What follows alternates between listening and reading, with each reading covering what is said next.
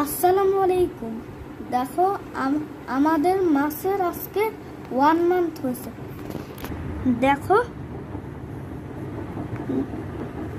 দেখো ওদের একটু দোরা কাটাও হয়েছে। আর আর এই মাছটা একটু সবচেয়ে বড় আছে। আর এটা একটু সিলভার কালার হয়েছে। আর এটার হলো এই সাদাটার বাঘমাট কিরকম হয়েছে, লাল কালারের হয়েছে। এই সাদা কালারটা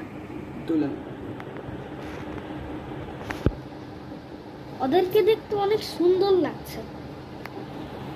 আর অনেকগুলা মাছ খুবই সুন্দর করে খাচ্ছে।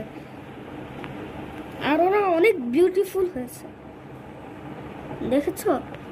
আর কয়েকটা ছোট আছে, ছোট ছোট, আর কয়েকটা বড় আছে।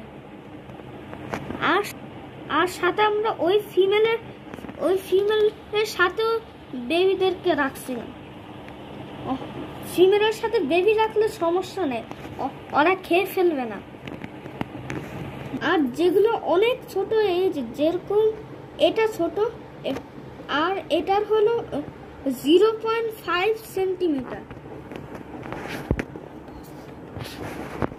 আর যেগুলো একটু মিডিয়াম সাইজ না, এই যে এগুলা মিডিয়াম সাইজ, ওগুলার হলো